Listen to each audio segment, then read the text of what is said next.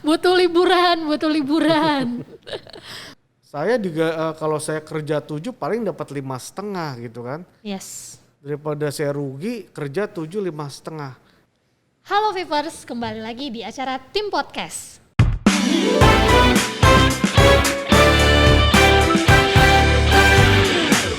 Mungkin pada kaget ya, kenapa sih MC-nya berubah-berubah mulu nih kayaknya tiap bulan. Jangan sedih, karena di tahun 2021 ini MC-nya tuh bakal memang kita gilir nih setiap bulannya. Jadi nanti setiap edisi akan kelihatan wajah-wajah baru nih biar fresh podcastnya. Nah teman-teman, bulan April ini kebetulan saya Lani akan memandu acara podcast di bulan April ini. Nah bulan ini tuh kita bakal berbincang-bincang selama kurang lebih 1 jam untuk membahas mengenai value moving forward.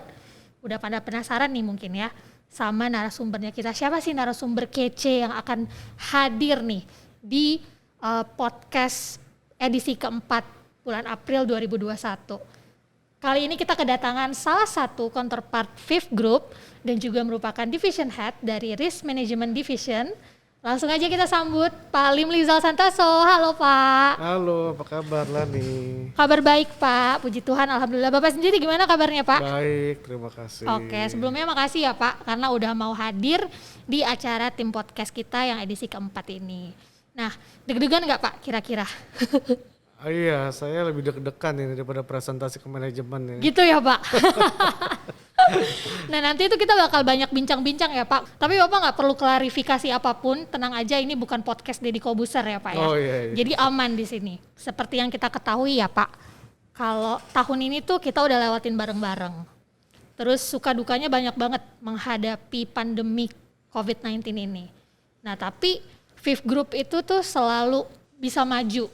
Terus karyawannya juga selalu semangat, manajemen dukungannya juga sangat penuh gitu untuk mengembalikan kondisi supaya kita tetap berjalan nih Pak.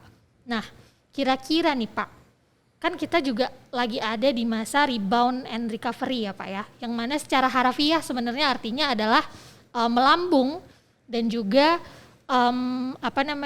pemulihan, rebound and recovery. Nah menurut Bapak nih, apa sih proses dari rebound recovery itu yang bisa ditangkap nih oleh Vivers? Jadi kayak lebih mudah dipahaminya tuh gimana sih Pak?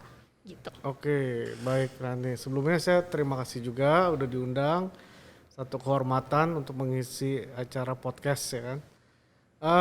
Untuk rebound ini recovery, mungkin kalau dari sudut pandang saya, mungkin yang bisa saya share buat teman-teman di HO ataupun di wilayah atau di cabang, menurut saya adalah di tahun 2021 ini kita harus memiliki performance yang lebih baik daripada tahun 2020, itu udah pasti gitu.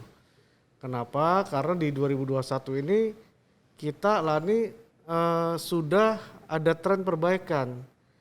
Pertama penjualan motor Honda, lalu kita lihat growth ekonomi udah mulai kelihatan, lalu proyeksi juga ekonomi di 2021 jauh lebih baik dari 2020. Kemudian juga vaksin sudah mulai dijalankan di Indonesia, jadi ada harapan.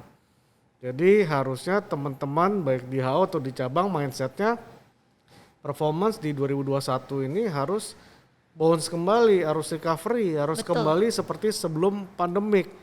Minimum kita punya growth lebih baik daripada growth pertumbuhan ekonomi. Jadi tetap kita harus achieve di atas pertumbuhan average di ekonomi Indonesia. Ya. Gitu. Jadi nggak bisa nanti ada lagi alasan, Pak, ini kenapa growth-nya lebih tinggi Pak daripada achievement actual kita di tahun 2020. Tinggi banget Pak daripada growth target kita seperti biasanya tahun-tahun yang lalu.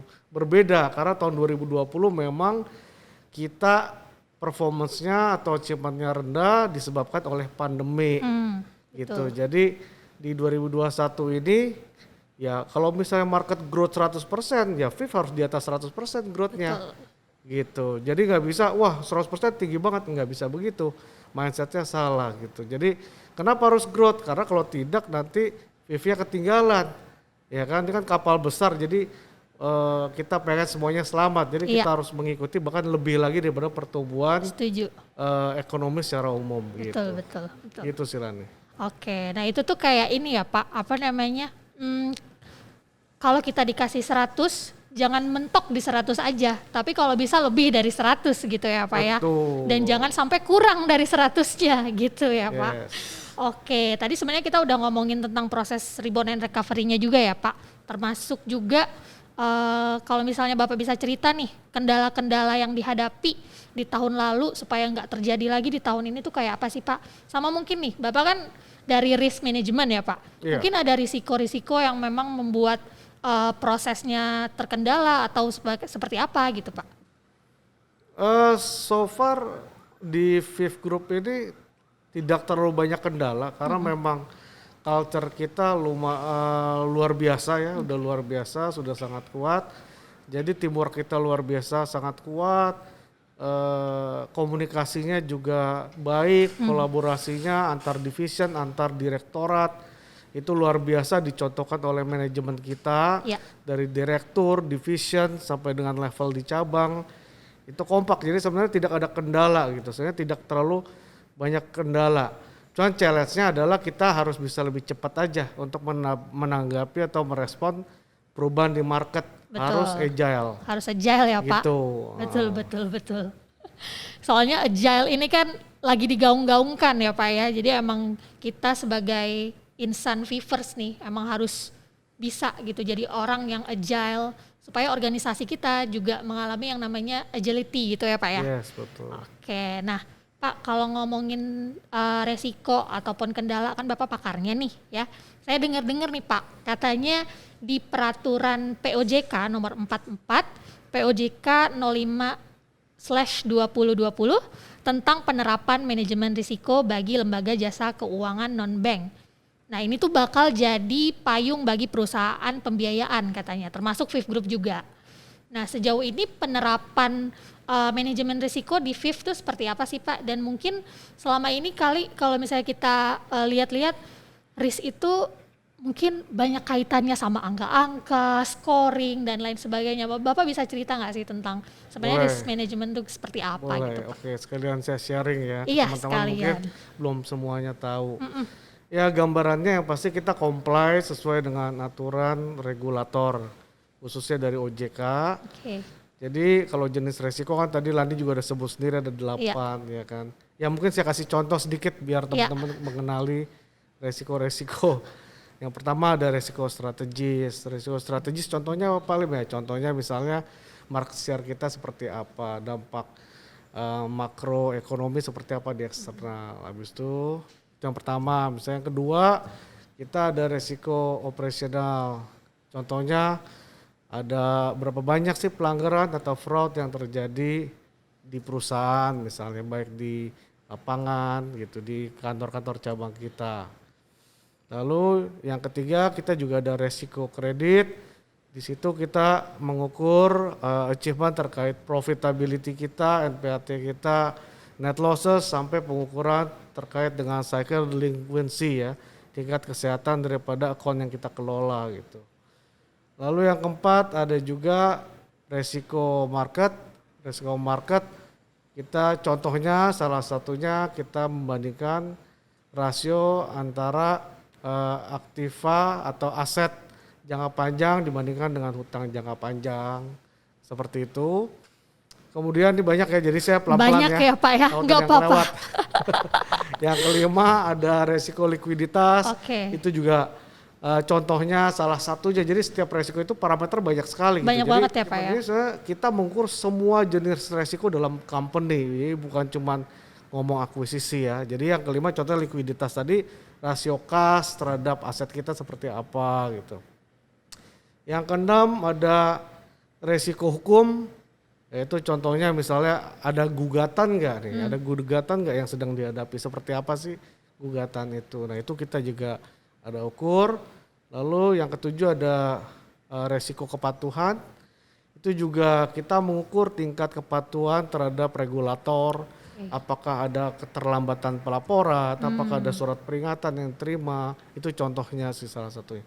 Dan yang terakhir yang kedelapan mungkin tadi ada resiko reputasi. Kita pun memantau, melihat berapa banyak sih keluhan-keluhan yang dikomplain atau masukan-masukan dari konsumen kita. Bagaimana pandangan masyarakat atau konsumen terhadap perusahaan kita. Itu kurang lebih gambaran contoh-contohnya. Banyak ya Pak. Banyak. Lalu secara umum kita kan dinilai terus itu Lani. Kita harus setor juga baik ke OJK, juga kita diwajibkan melapor ke Astra Financial gitu, atau PT SMI sebagai induk kita. Memang ada koreksi selama pandemi ini, ada koreksi di peringkat resiko inherent kita yang tadinya low menjadi low to moderate ya. Tetapi peringkat kualitas manajemen resiko kita masih dalam posisi strong. Sehingga peringkat tingkat kesehatan fifth group secara umum masih kondisinya low atau sangat sehat. Jadi masih oke gitu, masih sangat oke baik, ya, sangat ya? sehat. Masih sangat sehat. Itu sih gambaran umumnya Lani. Mantap. Thank you. Dan itu tadi ada 8 ya Pak ya, luar biasa. Saya nggak hafal kayaknya Pak kalau saya disuruh. Dan itu semuanya diukur ya Pak ya, berarti memang ada parameter masing-masing ya Pak dari masing-masing resikonya tadi ya Pak. Nah kalau misalnya nanti Pak, kira-kira dari 8 resiko tadi, mana sih Pak yang paling cocok untuk diterapkan di value moving forward Pak? Kira-kira resiko yang mana sih Pak? Oke, ya mungkin semuanya penting ya, semuanya pasti melakukan moving forward gitu ya. Betul. Cuma kalau yang memang paling urgent mungkin itu di resiko kredit ya. Karena kenapa? Resiko kredit kan tadi saya bilang salah satu contohnya misalnya kita mengukur achievement terkait profit kita, net losses kita, kita punya cycle delinquency atau kesehatan portofolio kita seperti apa gitu kan. Jadi menurut saya di resiko kredit sih. Resiko gitu kredit ya Pak. Jadi itu yang kita bergerak cepat gitu di tahun 2020. Betul. Kita harus sangat agile, harus sangat custom, membuat kebijakan. Even every month, setiap bulan tuh kita sangat custom per cabang, per SIP, per KORI mungkin kalau Lani pernah dengar, per kelas apa RO kita lah. Customer RO kita ada segmentasi new customer juga berdasarkan tingkat resikonya. Itu udah masing-masing banget ya Pak ya? Betul, per cabang kita harus tentukan treatmentnya seperti apa, mana yang kita buka, mana produk yang kita tutup. Jadi ini harus cepat. Betul. Itu dari sisi akuisisi. Nah, kenapa dampaknya nanti terkait net losses juga, profit juga. Ya kan, kita bisa optimal gak tuh mengambil potensi market booking yang baru, tapi kondisinya harus sehat gitu kan. Betul. Nah itu dari sisi akuisisi. Dari sisi collection kita juga ada smart collection. Bagaimana kita bisa treatmentnya lebih custom berdasarkan tingkat resiko, sehingga tidak semua customer harus divisit gitu. Betul. Karena ada customer yang nggak perlu divisit, cukup ditelepon, cukup di SMS atau di WA udah bayar. Iya. Sehingga dengan orang-orang yang ada, karyawan yang ada, kita bisa optimal, memaksimalkan, meningkatkan productivity kita. Gitu setuju Pak, setuju. Oke Pak, sekarang kita bakal masuk ke sesi mini games ya. Kita masuk aja langsung ke A or B quest.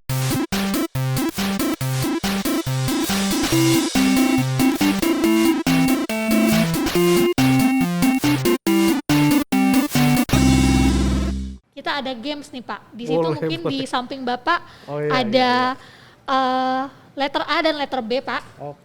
Jadi kita main game dulu. Di gamesnya ini Pak, jadi nanti saya akan memberikan satu pernyataan buat Pak Lim. Pak Lim tinggal angkat salah satunya. Jadi kalau yang pertama saya sebutin, itu berarti dia yang A. Kalau yang kedua itu yang B.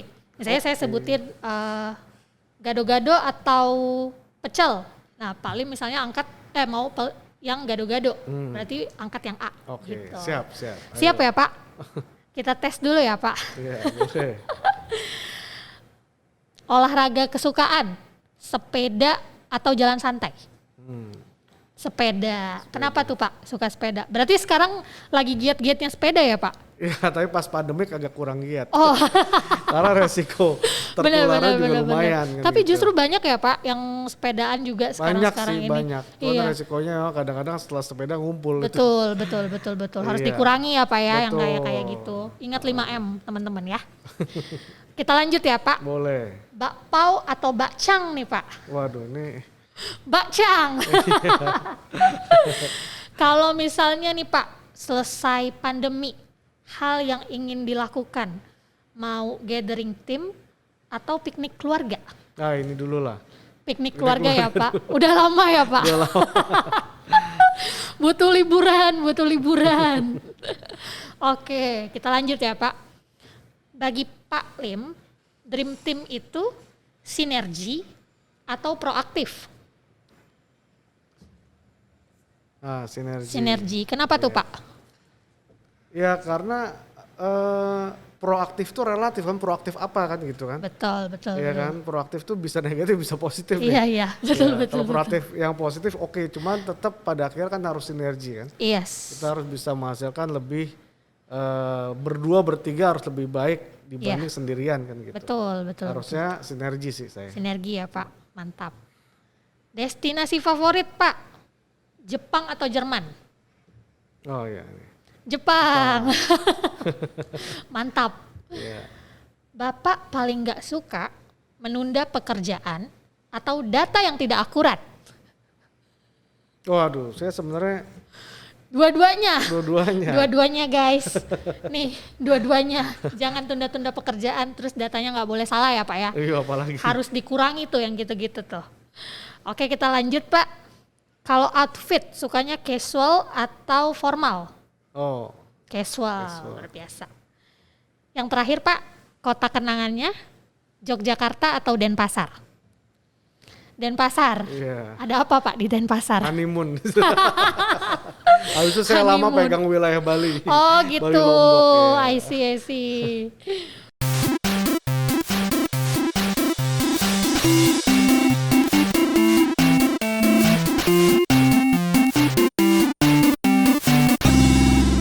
Dari tadi tuh ya Pak, kita kan udah ngobrol nih tentang tema moving forward, dimana sebenarnya identik juga nih Pak, si moving forward ini sama transformasi. Kita pun tuh selalu kan dituntut untuk selalu bertransformasi ke hal-hal yang lebih baik pastinya. Nah menurut Bapak, apakah values moving forward ini dapat mendukung percepatan transformasi yang ada di Fifth Group secara nasional? Oh tentu sangat. Moving forward ini pasti mengaccelerate lah transformasi untuk di Fifth Group. Kenapa? Dan value moving forward ini itu sudah dijalankan dari level manajemen yang tadi Lani sempat bilang komitmen manajemen itu luar biasa. Betul. Artinya mereka mensupport untuk inovasi. Yes. Inovasi bahkan mereka tidak juga hitung-hitungan yang untuk investasi. Untuk investasi mereka juga berani asalkan cost and benefitnya clear gitu. Clear. Mereka akan support full 100%. Sehingga Fifth terus bisa berinovasi disupport oleh IT dan sistem yang luar biasa sehingga kita bisa agile dan kita bisa survive di masa 2020 bahkan sampai dengan saat ini dan seterusnya. Iya. Nah di situ yang saya lihat memang sangat mendorong. Jadi dari komitmen manajemen, kemudian tim kita juga udah punya culture yang kuat sampai TAM ini ada moving forward. Dia sudah terbiasa untuk bertransformasi dari sisi proses maupun people itu cepat adaptnya karena kita kompak gitu, kolaborasi kita luar biasa di semua divisi. Jadi semua divisi ini menurut saya sangat terlibat, tidak ada divisi yang tidak berkontribusi, ini luar biasa semuanya gitu.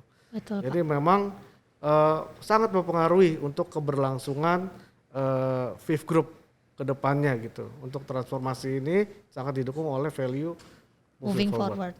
Oke, ibaratnya tuh kita juga selalu usaha ya Pak dalam bertransformasi itu. Kita juga banyak ajang-ajang, banyak dukungan lah dari Fifth-nya sendiri, dari manajemennya, terus dari fasilitasnya itu sangat banyak gitu. Kalau kita mau bertransformasi, berinovasi itu wadahnya sangat terbuka ya Pak ya. Jadi benar-benar membantu kita untuk bertransformasi nih, terutama untuk mengembangkan bisnis kita gitu ya Pak. Yes, nah mungkin saya boleh cerita gak? Boleh, silakan Pak.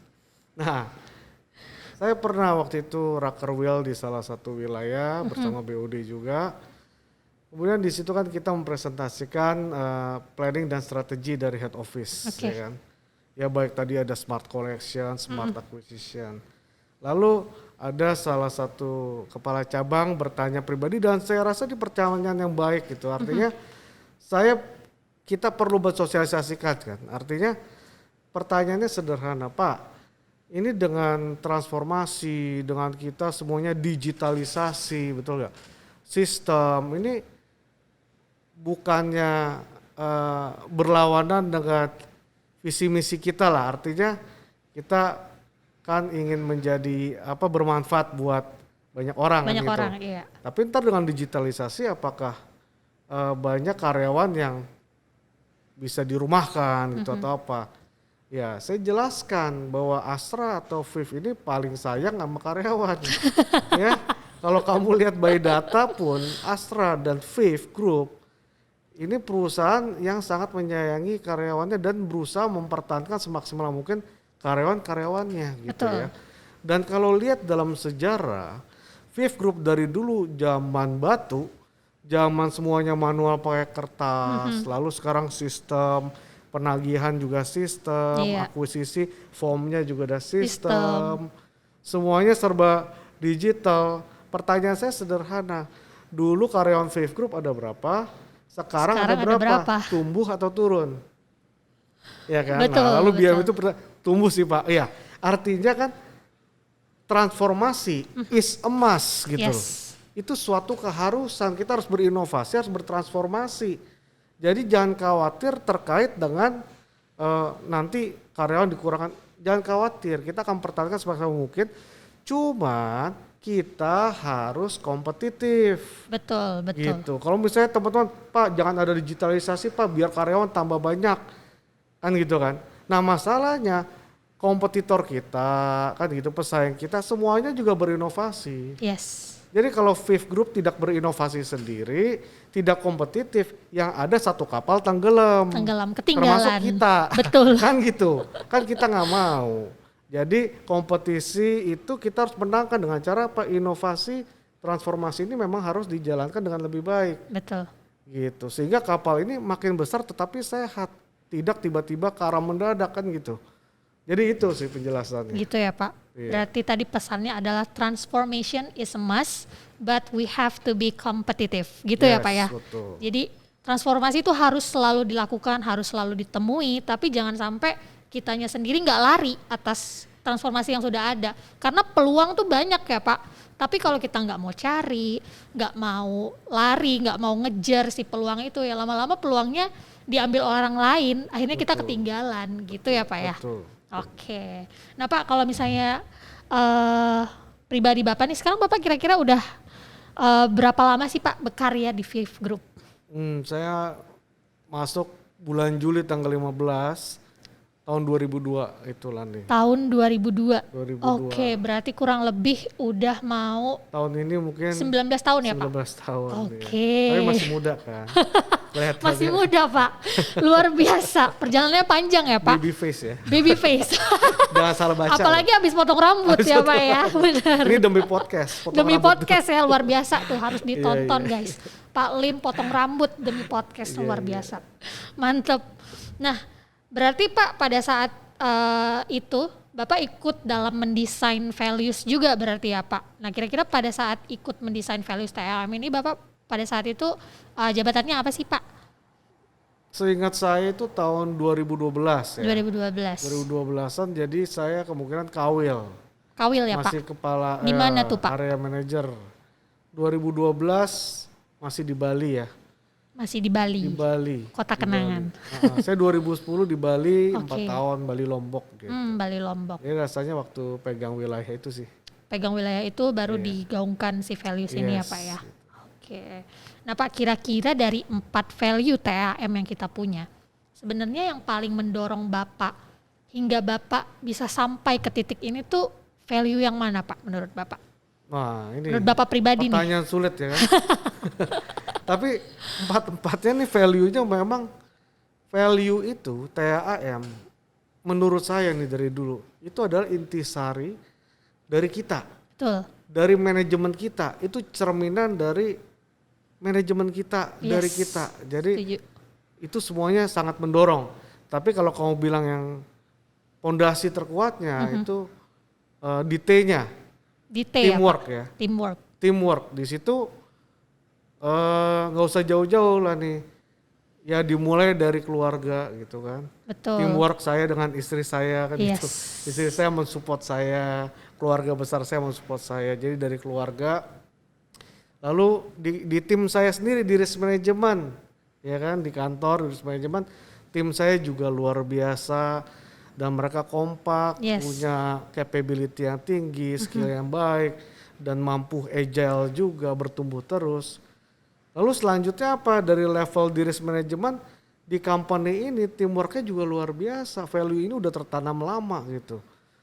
Jadi antar division ini kolaborasi kita luar biasa, yang tadi saya sempat sebutkan bahwa semua divisi sangat berkontribusi dan kita sangat kompak untuk menjalankan satu direction dari manajemen yang diketuai atau dipimpin langsung oleh Pak Margono tentunya gitu ya. Jadi dari level company pun tadi dari sisi risk management keluarga, risk management antar divisi, antar direktorat, karena saya sering ketemu juga, sering meeting, mereka juga sangat kompak gitu kan. Artinya apa, memang leader kita pun menjadi contoh. Yes. Jadi memang teamwork ini itu udah pondasi utamanya, dengan motivasi yang kita dapat dari keluarga, dari tim yang luar biasa, lingkungan yang luar biasa, pimpinan yang luar biasa. Akhirnya excellence itu udah pasti resultnya. Betul, betul. Ya kan, TAM, achievement, Achieving. nah itu juga udah pasti. Betul. Itu udah result dari teamwork atau pondasi yang sangat kuat. Sangat luar biasa. Moving forward udah pasti, itu yang terus-terusan Jadi ngikut ya Pak, yang akan belakangnya ikut itu. itu. Tapi di depannya ini harus kuat memang. Betul, Gitu sih menurut pendapat saya lah nih. luar biasa. Teamwork guys, teamwork ya Pak ya. Jadi apapun itu selama kita bersinergi, selama kita berkolaborasi, berkoordinasi ya Pak, itu yang lainnya tuh akan ngikut gitu. Karena kita sendiri udah punya apa ya, kekompakan ya Pak, kekompakan, terus satu pemikiran yang sama, terus juga saling membackup, itu penting banget ya Pak. Yes, Dan yes, itu akan membantu kita dalam menghasilkan hal-hal baru lagi yang lebih baik. Yes, Gitu ya betul. Pak. Satu pertanyaan terakhir nih Pak Lim. Terakhir nih ya. Terakhir. Bener ya? Bener. Waduh, bagus. Bapak kan saya kebetulan sering jadi panitia nih Pak di ajang-ajang kayak tim convention. Saya sering lihat nama Bapak nih sebagai the inspiring leader. Terus Bapak juga kemarin menang Best Support Innovation. Luar biasa sih Pak. Nah kira-kira itu ada nggak sih Pak tantangan terbesar untuk selalu menjadi yang terbaik itu seperti apa sih Pak? Ini pertanyaannya good question. Ya tantangan terbesar menurut saya untuk kita semua ya adalah diri sendiri. Gitu. Diri sendiri itu tantangan terbesar adalah bagaimana kita bisa keluar dari comfort zone. Yes. Gitu. Kita harus bisa keluar dari comfort zone. Comfort zone itu kamu create pada waktu kamu achieve sesuatu. Yes, Jadi betul. achievement terakhir kamu adalah your last comfort zone. Itu adalah bar kamu yang baru itu. Nah, kamu harus bisa keluar dari bar itu lebih tinggi lagi. Betul. Gitu. Jadi challenge-nya adalah bagaimana kamu bisa konsisten, berkomitmen untuk selalu keluar dari comfort zone. Supaya achieve new record, menjadi yang terbaik terus gitu. Jadi challenge-nya itu. Jadi bukan seberapa hebat kita punya sparring partner ya. Iya. Bukan seberapa hebat kompetitor kita, tapi seberapa kita mau komitmen untuk menjadi yang terbaik, lalu keluar dari comfort zone kita. Menurut saya sih itu aja sih. Betul. Itu tantangannya ya itu. Kayak tema kita nih di tahun 2021 ini ya Pak. Iya, iya. Betul.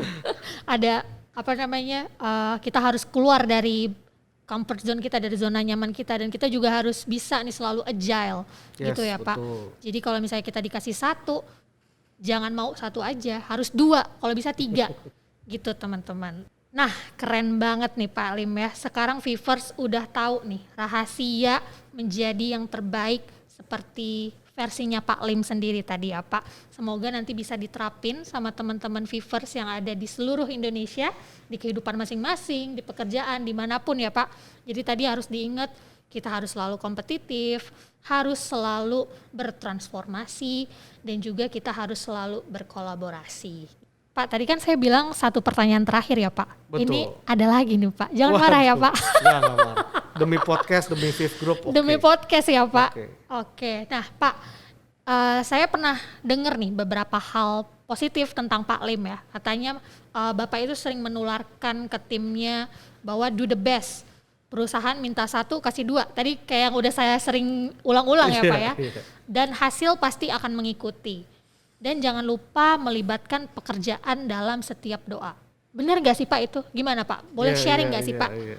Jadi memang dari dulu saya suka sharing, suka motivasi tim. Bahkan kalau di cabang, di wilayah pun kita keliling sampai pos-pos terkecil yang gak pernah diinjak. Bahkan BM pun suka belum tentu nginjak tuh dulu. Dulu ya, sekarang semuanya sampai ke kios saya yakin lah.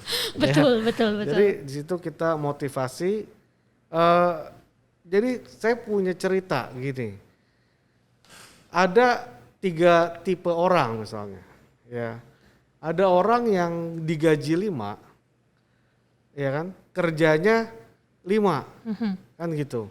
Dia pikir kalau saya kerja 7 paling dapat 5,5 gitu kan. Yes. Daripada saya rugi kerja 7 5,5. Ya udah kalau digaji 5 ya saya kasih 5 aja. Kasih 5 aja, jadi dia merasa seri kan gitu kan. Betul. Nah itu tipe yang pertama, pengen seri aja. Tipe yang kedua lebih pintar lagi dia merasa wah ini dia lebih lihai lagi, lebih pintar. Waduh kalau digaji 5, kalau gitu gini, gaji saya kan fix nih 5, saya kasih 3 gitu kan. Dia bilang saya kasih 3 jadi saya untung 2 gitu.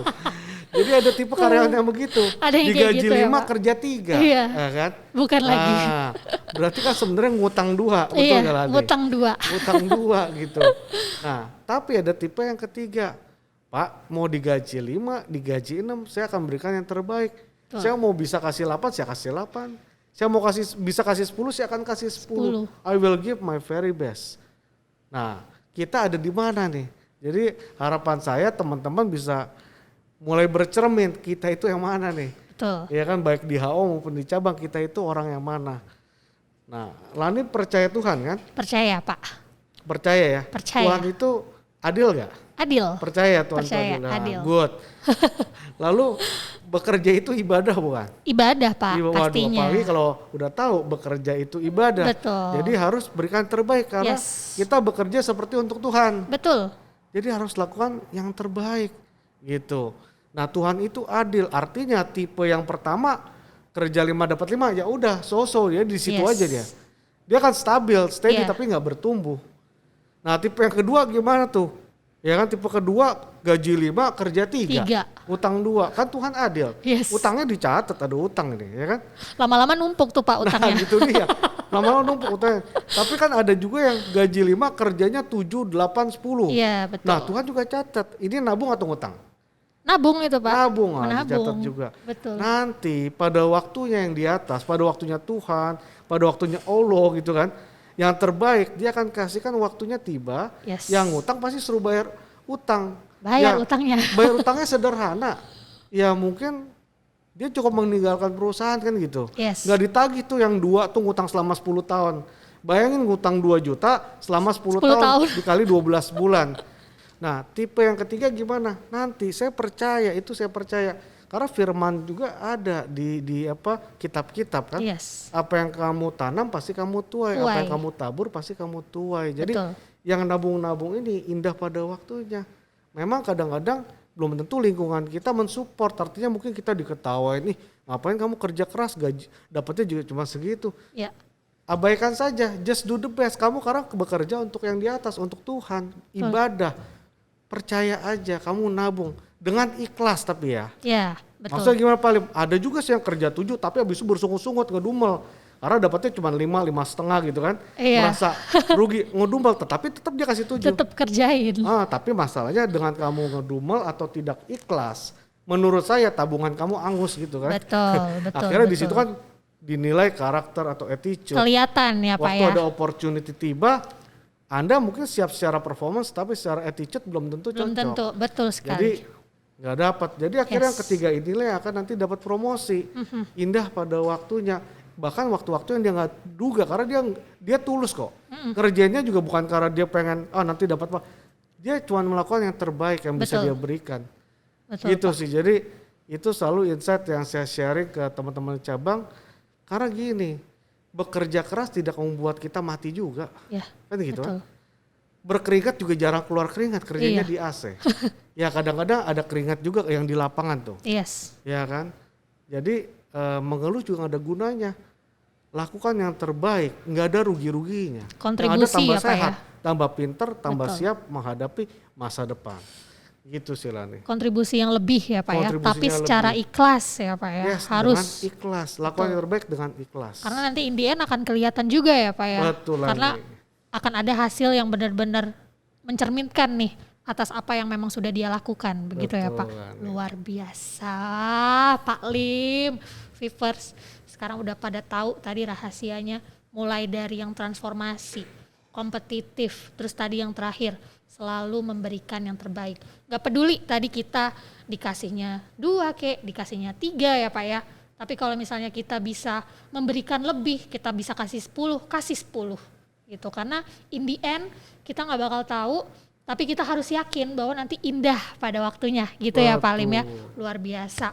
Gak terasa nih Pak Lim, kita udah banyak bincang-bincang dari tadi di tim podcast kali ini. Thank you banget Pak Lim udah Oke, mau sharing, terima kita kasih. sudah masuk ke sesi terakhirnya Pak Lim Ya. dan ini sesi penutup. Terima kasih banget Thank Pak you, Lim Lani. Thank atas you, sharingnya yang podcast. luar biasa. Jangan kapok-kapok ya Pak Lim ya. Enggak, kita siap. Oke Vivers, kita udah ada di penghujung acara. Nah sebelum kita tutup, kita yel-yel dulu kali ya Pak Lim ya. Baik, Kayaknya oke. nggak oke nih kalau Insan Vivers tidak yel-yel dalam satu acara. Kita mulai ya Pak Siap. Lim ya. Oke. Siap. Viv Group Luar biasa. Tim, yes. Bye bye. Sampai Bye. ketemu di tim podcast edisi selanjutnya. Bye bye.